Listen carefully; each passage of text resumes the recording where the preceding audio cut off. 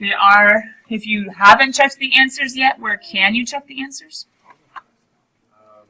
In the class folder under notes. Class folder under notes, very end of the chapter 1 notes PDF. Yeah. Is it only this one that has? Because I know when you do recordings and you. When I do recordings, it's not saved in the notes though, because that's a separate file that I show. Like it's the solutions manual that I just skimmed through. So it's on the YouTube recording at the beginning of class. But I like to look in the listen for like both of the videos that get posted. Oh, it depends. I was trying to check my 1.6. Oh, interesting. Okay, hold on. Let me go real quick. I mean, maybe I just. Well, on some of the notes, I don't always start with checking answers, and I think with what is all this random stuff? I need my channel. What's the answer to 22? Good question. Someone help him out. What's the answer to 22? How to get to my channel? Well, it's not actually assigned. I just did it Oh, well, that's not helpful. on accident. Playlist. How? CalcAB. Section 1.6 is what we graded on Friday, right? Was that 9.8? Oh yeah, but it's right here. We did 1.4, then we did 1.6. So it's the most recent video. But you know how like your know. website references to I want to see YouTube? the ads. I did it, and the only ones that showed were the ones for the summer. Oh, weird. Yeah. Maybe it's just like. Well, you know, let me check the link. I don't want to get it all messed up. I thought it went to the CalcAB playlist. But that's not good. Hold on, CalcAB. You just scroll down to my YouTube channel, right? Okay. Where does this go? Oh, nope, you're good. So the summer would have been those ones. Yeah, because the only ones I saw were the 822. Huh. I didn't see any other ones. Okay, if worst comes to worst, if that happens, you can always just do, how would you go back? Just hit my name. Alright, cool. Go to my channel, then go to playlist. Does that make sense? So maybe it just hadn't reloaded. Sometimes it happens, I don't know why. Alright, cool kids, hold on, we're going back. Questions that you had from the test review? 23. 23, what else? I'm going to circle them real fast. Oh, 28, 69, 74. Hold on, I missed whatever we were 58. Got it. 74. 74, 78, 86. 57. Good?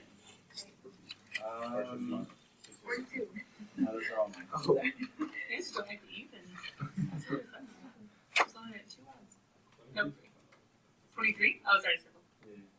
Okay, I'm just going to start because you guys have questions. If you guys have something else that I missed, just go ahead and be like at the end, hey, come back. I'm starting at number 23, then 24. This one was funny because, well, first of all, what happens when you plug in? You've got to know your unit circle. Study those forever cards even though you already have. Just keep on studying them. Cosine of 0 is 1. Sine of 0 is 1 minus 1 over 0 is 0 over 0. Keep going, right? Did you notice that this one looks an awful lot like an identity? Yes. But how did they pull out? Like, why are They they two didn't. separate X's now? They didn't pull out. They said, I need over X and I need over X. They're being creative. Is there a You can number? multiply top or bottom by 5. You can multiply top or bottom by 1 over X. There's no other way. That you know.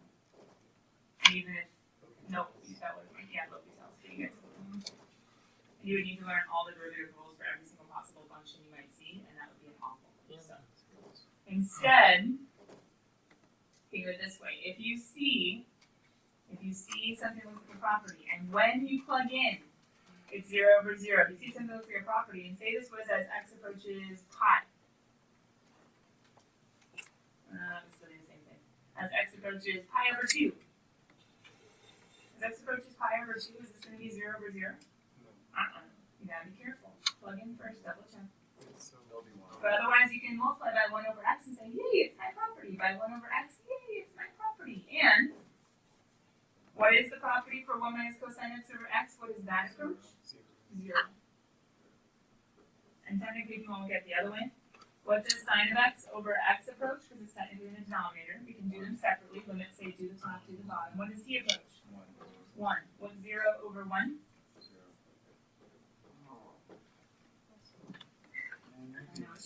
But you guys are collecting in colored pens, so you can study that one tonight, right? potted plant. You can study it tonight. So what's going on number 24? Is it a property? I have to go through question. Sure. Go ahead. Okay, so I remember that I should be sin x over x, right? Mm-hmm. But Which is what if this you is. do the reciprocal, it's still what? You can also look at it in the denominator. If that works. But yeah, x over sine of x is the same thing as 1 over sine of x over x. And remember, we can do limit of the top, which is 1, limit of the bottom, which is 1. So it ends up being the same thing. Okay. Number 24 was probably tricky because you probably thought you had to make tangent sine over cosine. But you didn't. Because it's not 0 over 0. You just plug it in. So plugging in pi over 4, the 4's cancel, you just get pi. On the bottom, what is tangent of pi over 4? Pi over 4 is root 2 over 2, and root 2 over 2. What is sine over cosine? 1. They're the same thing. So you could do sine over cosine to help you. But sine would be root 2 over 2, cosine would be root 2 over 2. Put them over each other, reduces to be 1.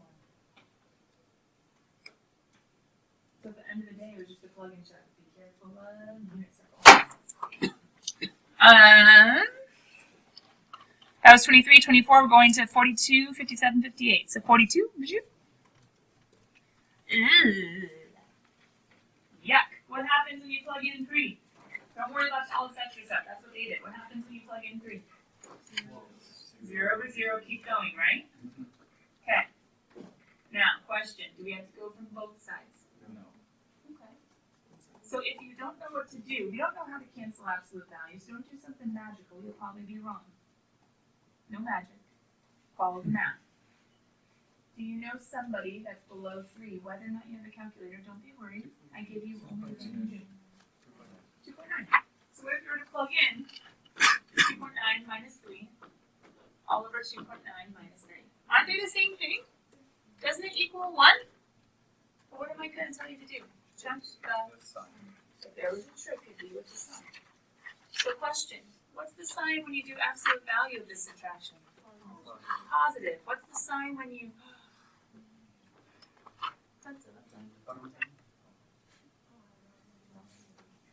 Not negative infinity because 0 over 0. And if you think about it, what most of you guys would have done would have been like, whatever, reduces to be 1. Will you write in the number? Yes. Will you write in the sign? No. Now, what do you think would happen if I came from the other direction? Is it still reducing to be 1? Yes, but you're going to have a positive over a positive, and it's a positive 1. And that's if I'm going as x approaches 3 positive, as x approaches 3 negative.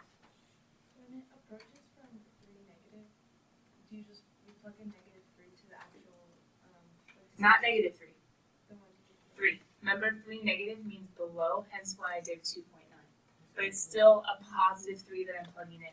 That exponent, that superscript, is just telling me below or above. The number itself is right here. So if they wanted you approaching negative 3 from below, that's how that would be written. Does that make sense? Yeah. It's an easy mistake to make. The negative is not the sign with the constant. The negative is the below or above. Well, it's below specific. Good question. Yeah. Oh, I'm reducing. Remember when we had the same thing top or bottom, right? That's 1. That's 1. That's 1. I'm just saying, hey, it reduces, it reduces, it reduces, it reduces. But with this absolute value, it might not be the exact same like this. That would be a positive 1 because they have the same sign. The problem is the absolute value switches the sign. So one sign's negative, one sign's not. So it reduces to be 1, but a negative 1 because of the absolute value. So when you're checking the signs, because like Ken said, always check the signs with square roots and Square roots and absolute values and technically exponentials, but you probably won't always lose on this test. Like e to the x, 2 to the x, those get messy too. But yeah, Nathan brought up a good point. I said you have to be careful because with absolute values and square roots, especially, a sign could get switched. The sign could get switched. The next question was 57, 58. Is that right? Oh, 45. Was that a graph? Hold on, something's missing on 45. It was piecewise. It was a piecewise function? What was the piecewise function? Parentheses x minus 2, and that's squared. With the x being less than or equal to 2. And then from above it's 2 minus x, with x being equal to 2. Okay. It's all about this.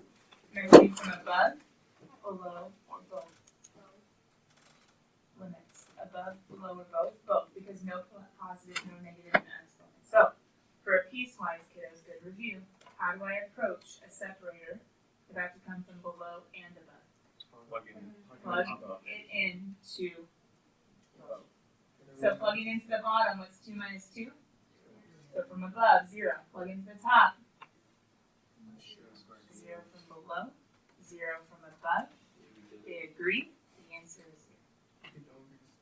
The end. Good. Unless there was a positive, negative, where you were only supposed to do one, then you would get that answer. So remember, limits. Plug it in. Even to piecewises. 57. 57, talking about discontinuities and what type of discontinuity. P.S. If you want it with your colored pen, star 57, 58. I love that type of question for a long answer. It makes you do some math, it makes you show that you know what a limit is, and it makes you talk about discontinuity. If you want to star 57, 58, that's a great idea. That you know how to not just do the math, but discuss what's going on. They ask you to discuss the continuity of the function. Question, is there a discontinuity? How can you tell right away? Yeah, because denominator. Right. So I know that x cannot equal 1. That's a domain thing, right? But what kind of discontinuity is it? What did they do next to try to figure out the kind of discontinuity? They factored. Just looking at the factored form, what kind of discontinuity can we tell this is? A whole, hence a removable discontinuity. A whole, hence a removable discontinuity. And that's the only problem, which is why we say the function is continuous everywhere but. You could say everywhere but, or you give the intervals, either way. Now, how would we use the definition, listen to my wording, how would we use the definition of continuous to prove that this is discontinuous? Besides just saying, whatever, there's a denominator and there's one in the top and it factors, cancels out. My question to you is, does the limit exist? How would you find the limit? 0 over 0, keep going. What would you do next? Cancel and plug in 1. What's 3 plus 2? The limit exists. Does the point exist? No. Plug in 1, doesn't it equal 0 over 0? F of 1 does not exist. The limit does, the point does not. We'll stop there. All I have to say is the point does not exist. It's discontinuous. We say it's removable because it's 0 over 0. So how do you make like a vertical asymptote of whole? X minus 1 is a whole because you can remove it. How do you know it's Because it reduces with the numerator. But Sarah, another way of looking at it, almost always a 0 over 0, keep going, is always a whole. How do you know? And 0 over 0, you know what I'm doing, right? I'm seeing the 1 I'm plugging in, top and bottom. Yeah. Okay. So what if this was x minus 2? Because when you go to factor, it's not going to match. You're not going to be able to cancel. But what's another way that you're going to know that? If you plug in 2, it's going to be a number over 0. Vertical asymptote. Does that make sense? Yeah. Okay. There's 2 ways of doing it. Yeah, if you plug in a whole, it's 0 over 0. If you plug in an asymptote, it's number over 0.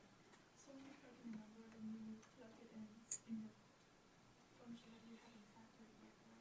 Or even factored, but before you cancel. Oh, before. Yeah, before you cancel. Because if you're doing after you cancel, you're finding the limit, the approach, but you're not finding the point. You're not finding the type of discontinuity. I'll put it that way.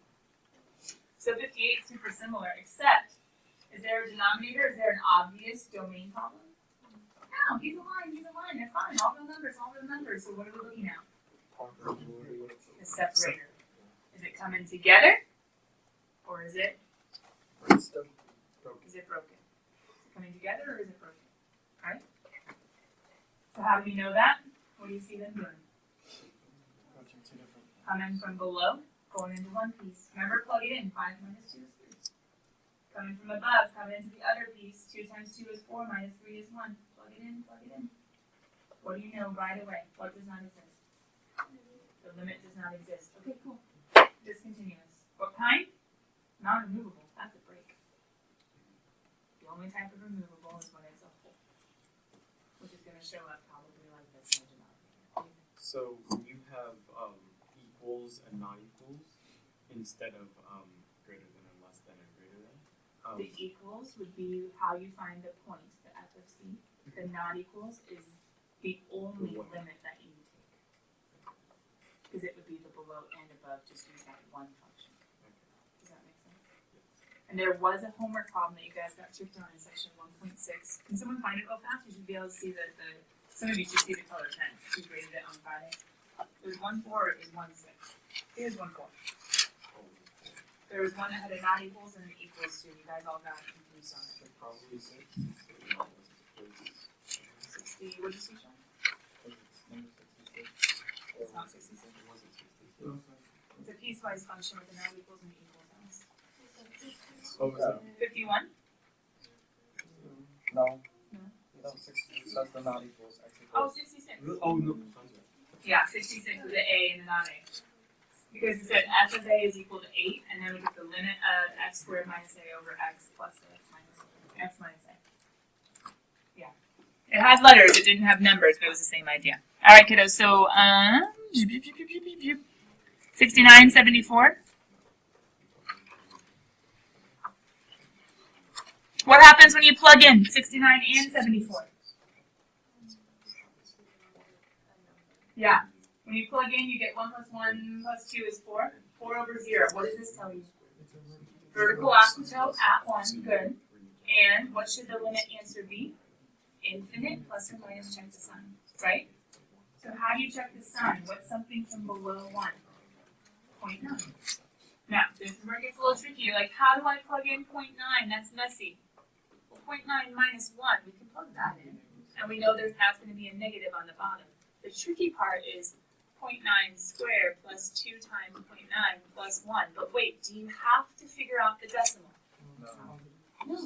This is a positive, that's a positive, that's a positive. Who cares? It's all positive. So then a positive over a negative, what sign do I attach to my infinity? Yeah. So I first figured out 4 over 0. You could factor it. That would be a lot easier. I didn't even think of factoring. It'd be x plus 1 squared.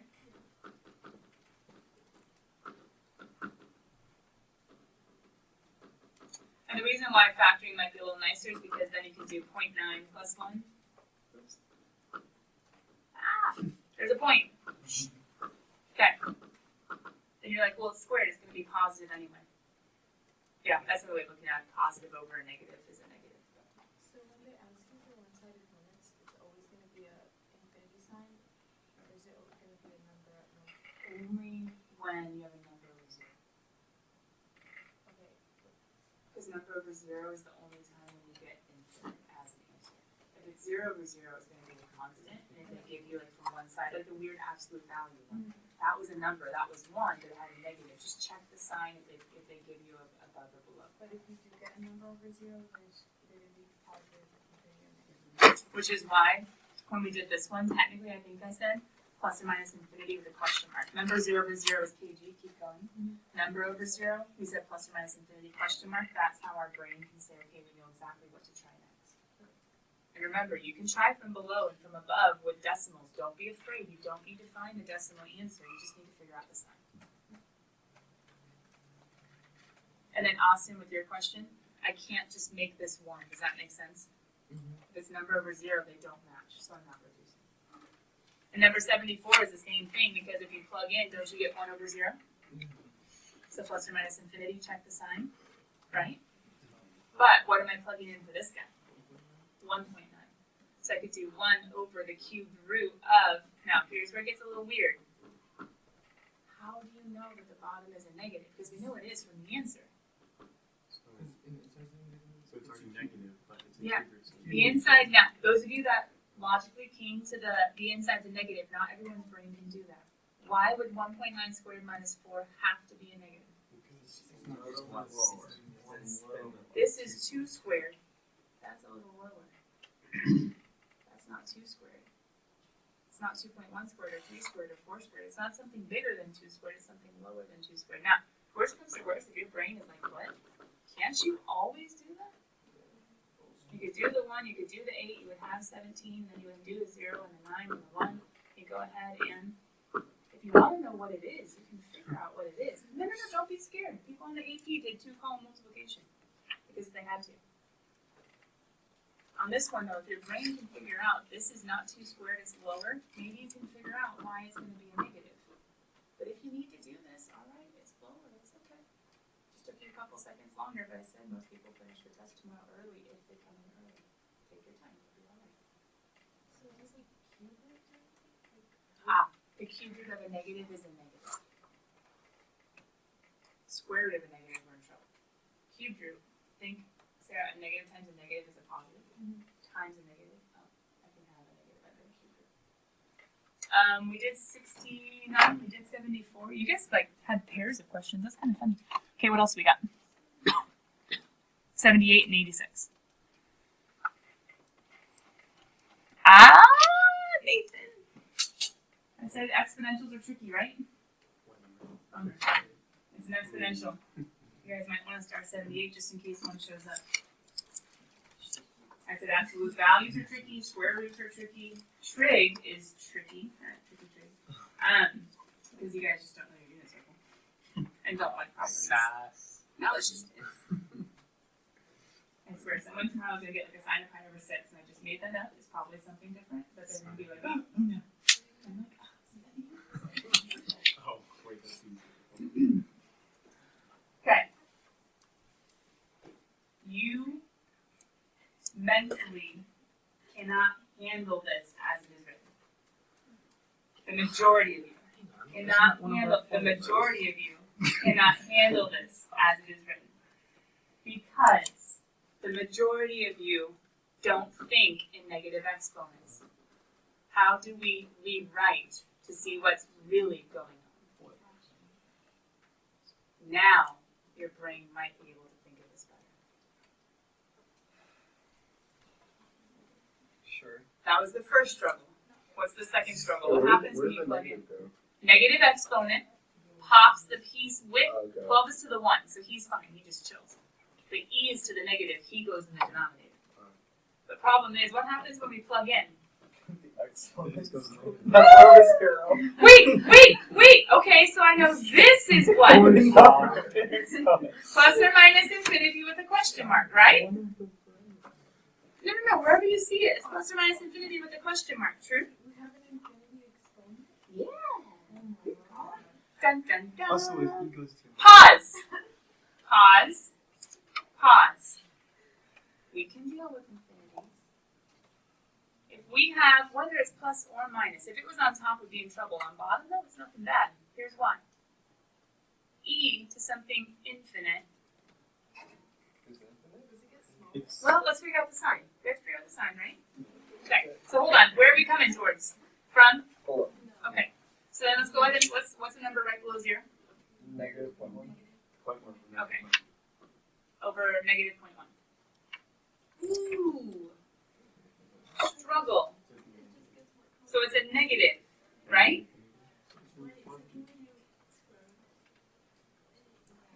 No, not square root. Can we think of it as like negative 1/10 and then multiply by We could do that. So then we'd have, So 12 is e to the 20th. 12.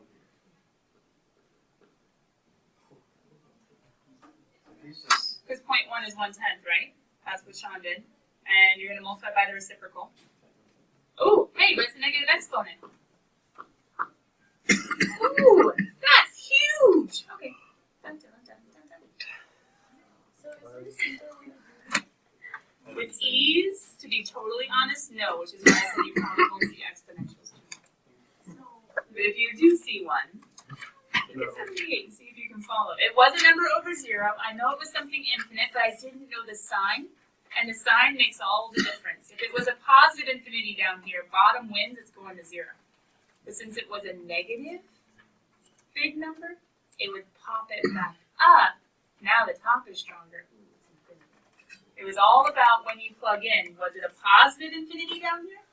E to the positive infinity, bottom wins, or e to the negative infinity, which flipped it. Ooh, now the top wins. That's the struggle with E. Which is why he's something we'll be working on the rest of the year. So, 2 over maybe 1 and over. So,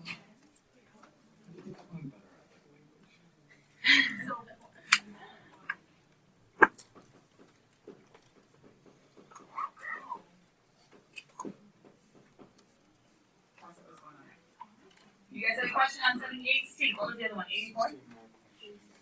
86. Hey, it's infinite. Degree test. Top wins, bottom wins, none. You got a tie, square root of a quadratic is a linear. So you have 1 over negative 2, but you have to check the sign. How do we check the sign? Plug in negative infinity, negative big number squared, square rooted. Isn't that a positive? Plug in negative infinity times or negative. So what kind of 1/2 was it? A positive one. Yeah. for 81, how did 1 over infinity equal 0? Bottom limits. The limit of a constant stays the same, but as I'm going to infinity, 1 over infinity, bottom wins. Degree of the bottom is stronger. Memorize your degree test when the bottom wins. Okay, cool kids. We did not get to practice problems. If period 6 has fewer questions than you guys did, I will go ahead and be working practice problems with them. Otherwise, cool kids, there are practice questions. It's literally from your book. So go ahead if you want to check out the notes. You can find these questions. Probably it's like called the chapter test or something at the end of chapter 1, which means the answers are in the book too. Great practice problems. Study, study, study. I'll see you guys tomorrow, hopefully 15 minutes early. I'll be here after school if you have any questions or want to work. Are we allowed to use our calculator? Nope.